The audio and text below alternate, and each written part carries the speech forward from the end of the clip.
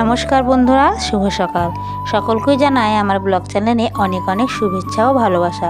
মুর্শিদাবাদের সুন্দর একটি গ্রাম থেকে আমি মাম্পি দাস লাইফস্টাইলে তোমাদের অনেক অনেক স্বাগত। আজকের ব্লগটা আমি এখান থেকেই শুরু করছি। তোমরা আমার সাথে থেকো ও আমাকে সাপোর্ট করো। আর আমার ভিডিওটা কেমন লাগলো প্লিজ আমাকে জানাইও ও আমার চ্যানেলটাকে সাবস্ক্রাইব করো। সকালবেলায় উঠে পড়েছি। তো আমি উঠি তার আগে শাশুড়ি মা ঘুম থেকে উঠে গিয়ে মারুলিগুলো দিয়ে দিয়েছে, ঝাঁট দিয়ে দিয়েছে।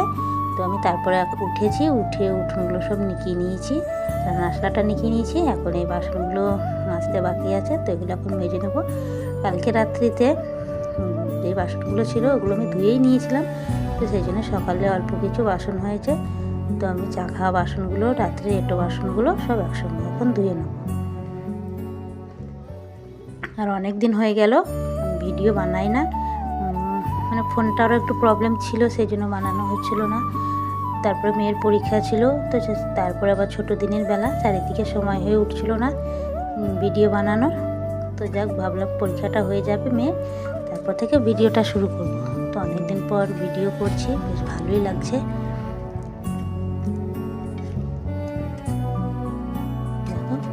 ছোটো মেয়ে এখন ঘুমিয়ে আছে, বড় মেয়ে অবশ্য উঠে পড়েছে আগেই। তো আজকে রবিবার, সকাল সকাল কাজগুলো সব সারতে হবে। তোমার ওদিকে নিকানো ঝাঁট দেওয়াগুলো হয়েই গেছে, তো বাসনটা একটু ধুতে ছিল, তো সেটা এখন আমি ধুয়ে নেবো, মেয়েকে ধুয়ে নিয়ে চলে যাব। আর যেহেতু কালকে আগে বাসনগুলো অনেকটা ধুয়ে রেখেছিলাম, সন্ধ্যেকার বাসনগুলো, সকালে খুব একটা বাসন হয়নি।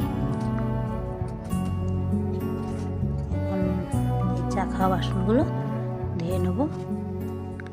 তারপরে মেয়েকে এখন ঘুম থেকে উঠানো হয়নি, ঘুম থেকে উঠাতে হবে।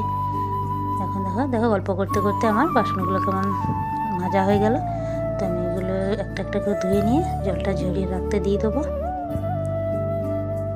আর অনেক দিন হয়ে গেল কলতলাটা পরিষ্কার করা হয়নি, দলা পড়ে গেছে। ছোটো দিনের বেলার সময়ই হয় না, মনে করছি আজকে করব, তো থাক ঠিক আছে না কালকে, কাল করে কতদিন হয়ে গেল কলতলাটা পরিষ্কার করা হয়নি। তো পরিষ্কার করতে হবে, অনেক দলা পড়ে গেছে। তোমার বাসনটা জল ঝরাতে দিয়ে চলে এসেছি। আর তারপরে কলতলাটা একটু ভালো করে ঝাঁট দিয়ে নেবো। সব দিকটা ভালো করে ঝাঁট দেওয়া হয়ে গেছে, শুধুমাত্র কলতলাটাই বাকি আছে। প্রত্যেক দিনের মতন বাসনগুলো ধুয়ে নিয়ে তারপরে শেষবেলায় কলতলাটা ভালো করে ঝাঁট দিয়ে পরিষ্কার করে নেবো। আর এখন বেশ সকালবেলায় বেশ শীত করছে, সকাল সন্ধ্যা বেশ শীত করছে।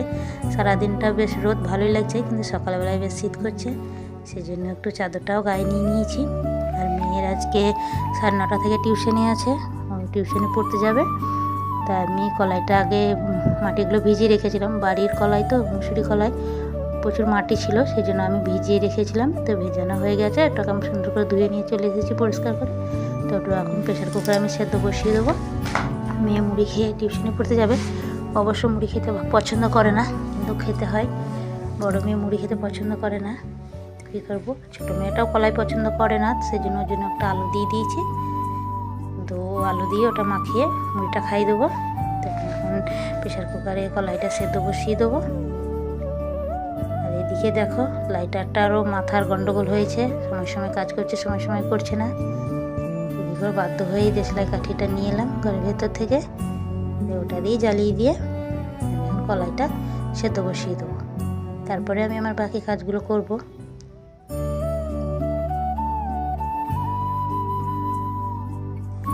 যেহেতু রবিবার, তোমাদের দাদাভাই বাড়িতেই থাকবে, তো দোকানে পাঠাবো। তো আমি এখন ফর্দগুলো করে নেবো। আর এদিকে দেখো ছোটো মেয়ে চলে এসেছে, মা আমাকে দোল খাই দাও, একটু দোলনায় দুলবো, দোল খাই দাও। তো এখন দুলছে। আর আমি দিকে দাদাভাইয়ের জন্য দোকানে ফর্দটা তৈরি করব। আমি প্রত্যেক দিন যেটা মনে থাকে, যখন যেটা মনে পড়ে তখন সেটা লিখে রাখি, কিন্তু সেটা এখন আর হয়নি। তো আমি এখন সেটা লিখে রাখছি। আর রাত্রিতে মেয়ে দুটোরও বেশ কাশ ছিল, মেয়ে দুটো খুব কাশি হচ্ছিলো, তো ভাবছি একটু ওষুধ আনা করাবো, ঠান্ডার ওষুধ আনতে বলবো। আর এদিকে আমি দোকানে ফর্দটা করে নিই। মেয়ে দুটো রাত্রিতে প্রচুর এসেছে, ঠান্ডার জ্বরের মতন হয়েছে। এখন দোকানে লিস্টটা করে দেবো। আর আজকে যেহেতু রবিবার একটু চিকেন আনতে বলবো, তাই আমি সেটা এখন লিস্টটা করে রাখছি। তো তোমাদের দাদাভাই বেরিয়ে যাবে, আমি ব্যাগ একটা আর এই লিস্টটা দিয়ে দেবো। দেখো আমার দোকানে ফর্দ হয়ে গেছে, আমি তোমাদের দাদাভাইকে দিয়ে দেবো এটা।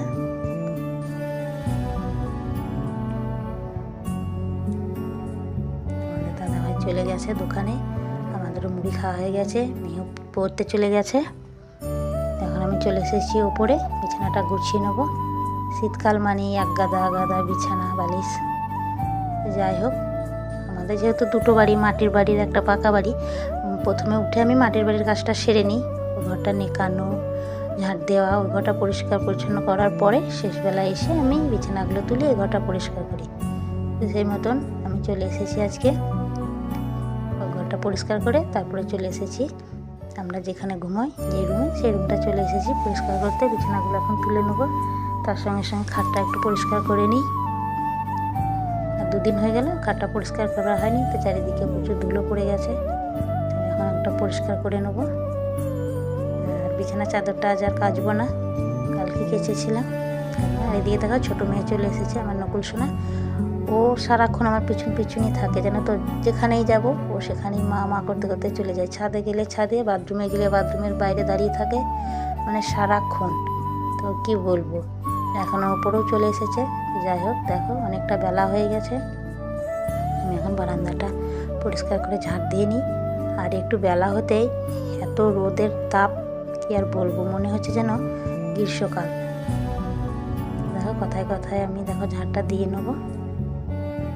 আর আজকে ঘরটা পরিষ্কার মুছবো না, এখন কালকে মুছেছিলাম। রোজ রোজ পরিষ্কার করা হয় না, মোছা হয় না, ওই ঝাঁট দিয়ে দিই। একা হাতে সব দিকটা আর সামলানো যায় না, এদিকে রান্না করতেও দেরি হয়ে যাবে। সেই জন্য আজকে আর মুছবো না, কালকে মুছে রেখেছি। ওই 1-2 দিন পর পর ঘরটা মুছি। আমার উপরটা ঝাঁট দেওয়া হয়ে গেছে, আমি এখন নিচে চলে এসেছি।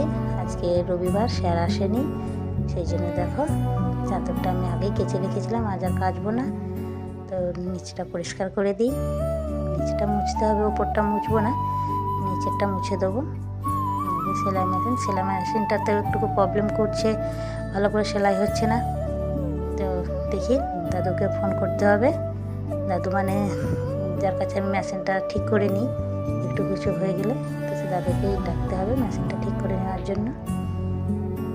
যাই হোক, তারপরে দেখো আমি চলে এসেছি ছাদে। অল্প কিছু জামা কাপড় সার্ফ দিয়ে ভিজিয়ে রেখেছিলাম, সেগুলো কেচে আমি একবার স্নান সেরে চলে এসেছি ছাদে।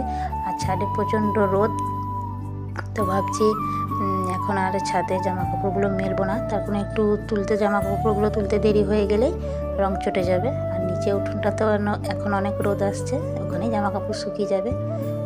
তো আমি ভাবছি ছাদে এখন আর জামা কাপড় মেলবো না। তো যাই হোক, আজকে রবিবার, মেয়ে স্কুল ড্রেসটা কেচে দিয়েছি। আস্তে আস্তে আমি জামা কাপড়গুলো সব মেলে দেবো। আজ আর বেশি কিছু কাচিনি, রান্না করতে হবে তাড়াতাড়ি, এমনিতেই অনেকটা দেরি হয়ে গেছে।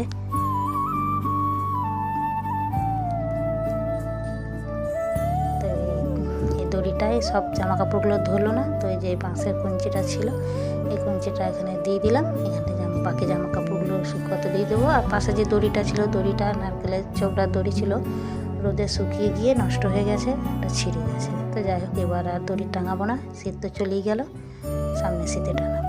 আর এখন স্নান করে এসে রোদ্রে থাকতে এত মজা লাগছে, কি বলবো, খুব সুন্দর লাগছে রোদ্রে দাঁড়িয়ে থাকতে। স্নান করে এসে রোদে থাকতে দারুণ লাগছে। যাই হোক, রান্না বাকি আছে। তো এখন আমি চলে এসেছি আমাদের ফার্মে। তোমাদেরকে তো দেখিয়েছিলাম যে জমিটা লাঙল দিয়ে চাষ করা হয়েছে। তো মাঝে তো ভিডিও বন্ধ ছিল, সেই জন্য এখানে যে পেঁয়াজ, শাক এসবগুলো লাগা হয়েছে, সেগুলো তোমাদের সঙ্গে শেয়ার করা হয়নি, দেখানো হয়নি। দেখো পেঁয়াজ লাগানো হয়ে গেছে, পেঁয়াজগুলো এগুলো কত বড় হয়ে গেছে। তো আমি এখন এগুলো তুলবো। এখানটায় চলে এসেছি শাক সবজি নিতে। কেন তো বন্ধুরা সবাই আমাকে জিজ্ঞেস করে যে বাজার আনতে সবাই ঝোলা হাতে বাজার পানে যায়, গ্রামের ভেতর পানে যায়, আর তুমি ব্যাগ নিয়ে মাঠের দিকে যাও। মাঠে যেহেতু আমার সবজি লাগা আছে, তো ঝোলা হাতে তো আমাকে মাঠের দিকে যেতেই হবে। তো এই দিকটা শাকগুলো আমি কেটে নেবো। আর যে পেঁয়াজগুলো দেখতে পাচ্ছ, ওইটা কালকে জল দেওয়া হয়েছে, তো ভিজে আছে, পা দিলেই ঢুকে যাচ্ছে, পাগুলো কাদা লেগে যাচ্ছে। তো ওই দিকটায় খুব একটা যাবো না, এই দিকটায় এই শাকগুলো কেটে নেবো। তো তারপরেই আমি রান্না বসাবো। আর ওইদিকে পিছনে যে সবজিগুলো লাগা আছে, সবজি বলতে ওই দিকটায় গাজর আছে আর মূলো আছে, তো সামনের বাড়ির ওই ছাগলগুলো এসে ওগুলো অনেকটা খেয়ে নিয়েছে। কাটা হয়ে গেছে। তো তোমাদের দাদা ভাই দিকেও চলে এসেছে, যে সঙ্গে ওষুধ নিয়ে এসেছে, তো বলেছে একটু গরম জল করে খাই দিতে। তো গরম জলও হয়ে গেছে, তো গরম জলটা আমার হয়ে গেছে, ওষুধটা গুলি মেয়েটাকে খাই দেবো। বড় মেয়েটা এখনও আসেনি টিউশনি থেকে, ছোটোটাকে খাই দিই, বড়োটা আসলে বড়োটাকে তখন খাই দেবো ওষুধ। ও ওষুধ খাওয়ার জন্যে খুব লাফালাফি করছে, মা আমাকে ওষুধ খাই দাও, ওষুধ খাই দাও। দেখো শান্ত মেয়ের মতন বসে ওষুধটা খেয়ে নিচ্ছে। দেখছি তো, যে একটু মুখে দিয়েছে ওষুধটা বেশ স্বাদ খেতে, আর খাওয়াতে পারছে না, ও আর কিছুতেই খেতে চাইছে না। কি দুষ্টু হয়েছে। প্রথমে বলছিল ওষুধ খাবো ওষুধ খাবো, দিয়ে যেই ওষুধটা একটু বেশ স্বাদ লেগেছে অমনি ওষুধটা আর খেতে চাইছে না। তো যাই হোক বলছি পরে মিষ্টি ওষুধ দেবো, এখন ওষুধটা খেয়ে নিতে, তবুও খাচ্ছে না। যাই হোক আমি ওইদিকে রান্নাটা বসিয়ে দিয়েছি, আর এইদিকে সবজিগুলো আমি কেটে নেব। আজকে শ্বশুর নেই, শ্বশুর বলতে বাবা নেই, আমাদের দুটো আত্মীয় মারা গিয়েছে, তো সেখানে গিয়েছে তত্ত্ব করতে। দেখো শাশুড়ি মাও নেই, মনে হয় পাড়া গিয়েছে। তো আমি এখন রান্নাটা বসিয়ে দিয়েছি, সবজিগুলো কেটে নেব। আজকে হবে চিকেন এনেছে, চিকেন হবে, আর এই শাক। এগুলোকে স্নান করাবো না, মনে করছি ওদের গাগুলো বেশ গরম গরম চাকা চাকা লাগছে, ওদেরকে স্নান করাবো না। আর এই দিকটায় দেখো আমার ভাত হয়ে গেছে, ভাতটা নামিয়ে দেবো, ভাতটা নামিয়ে আমি ফ্যানটা গড়িয়ে নেবো, তারপর শাকটা বসিয়ে দেবো।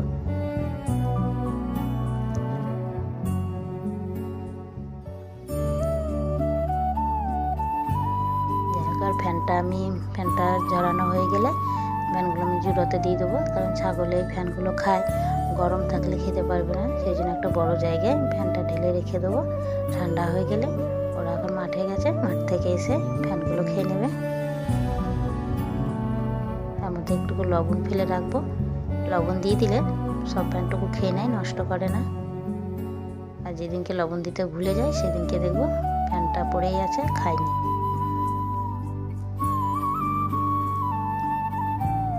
আমি প্রথমে তেলে দিয়ে নেবো, দেখেছি শাশুড়ি মা যেমনভাবে রান্না করতো এই শাক, আমি সেইভাবেই রান্না করি। কিন্তু আমার মায়েরা অন্যরকমভাবে রান্না করে, আগে শাকটা সেদ্ধ করে নেয়, তারপরে তখন তেল দিয়ে ফোড়ন দিয়ে ওটাকে ঝুঁকে নেয়। কিন্তু এখানে উল্টো, আগে তেল ফোড়ন দিয়ে ওর উপরেই শাকটা রান্না করে। যেমনভাবে দেখেছি শাশুড়ি মাকে রান্না করতে সেরকমভাবেই করি। আর এই দিকটায় দেখো মেয়েটাকে একটু তেল মাখিয়ে দিয়ে গরম জল করে নিয়ে চলে এসেছি, গা মুছিয়ে দেবো। আর ওদিকে তোমাদের দাদাভাই বলেছে চিকেনটা আজকে আমি রান্না করছি, তো তোমাদের দাদাভাই ওদিকে চিকেনটা রান্না করতে লেগেছে। আমি সেই সময় চলে এসেছি, মেয়েটাকে একটু তেল মাখিয়ে গাটা মুছে পরিষ্কার করে দিই। আজকে আর স্নান করাবো না, শরীরটা খুব একটা ভালো নেই। গরম জল হয়ে গেছে, তো গরম জলে আমি এখন গাটা মুছিয়ে দেবো। আর খুব দুষ্টু দেশে তো পালিয়ে গেছে।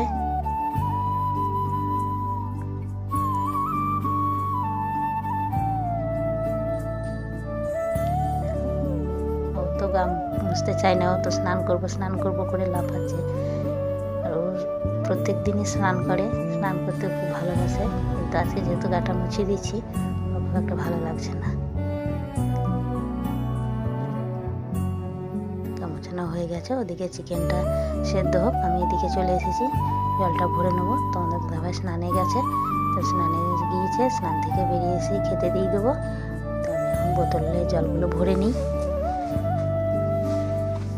এখন অনেকটা বোতল কম আছে, যেমন যেমন গরম পড়বে সেরকম বোতলের সংখ্যাও বাড়বে। যেহেতু অতটা জল লাগে না সেই জন্য অল্পই বোতল আছে। আর যে বাকি জলটুকু আছে সেই জলটুকু আমি ফেলবো না। এই যে পিছনে পাঁচিলের পিছন দিকে দুটো নারকেলের গাছ লাগা আছে, আমি সেই বাড়তি জলটুকু না ফেলে আমি গাছটাই দিয়ে দিই। একটা নারকেলের গাছ দেখতে পাওয়া যাচ্ছে, আর একটা নারকেল গাছ দেখতে পাওয়া যাচ্ছে না লেবু গাছটার জন্য। নারকেল গাছগুলো এখন অনেক বড় হয়ে গেছে।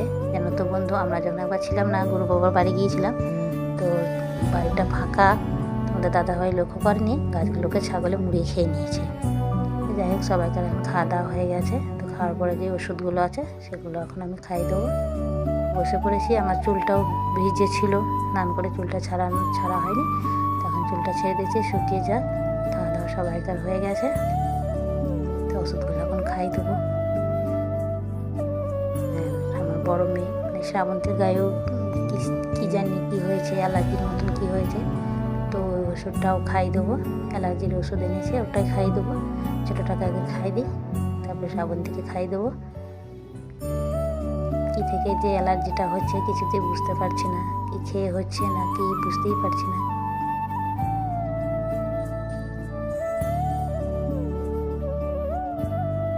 যাই হোক, দেখো ওষুধ আমি দিয়ে দিচ্ছি। আর যে মিষ্টি ওষুধটা দিয়েছে ওটা তো বারে বারে চেয়ে চেয়ে খেয়েই নিচ্ছে। তারপরে দেখো একটু বিশ্রাম নিয়ে বিকেল হয়ে গেছে, আমি ঝাঁট দিয়ে নেবো। আর হাঁসগুলো দেখো বুঝতে পেরে গেছে যে বিকেল হয়ে গেছে, ওরা ঠিক বাড়ি চলে এসেছে। তো একটু ঝাঁট দিয়ে নিই, ঝাঁট দেওয়ার পরে একটু বেড়াতে যাবো। হাঁসগুলোকে খেতে দিতে হবে, হাঁসগুলোকে খেতে দিয়ে আমি একটু বাইরে বেড়াতে যাব।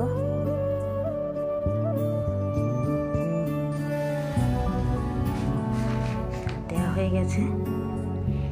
তো বন্ধুরা, আজকের ভিডিওটা এইখানেই শেষ করছি। আমার প্রিয় বন্ধুরা, সকলে তোমরা সুস্থ থেকো, ভালো থেকো। দেখা হবে আবার নতুন ভিডিওতে।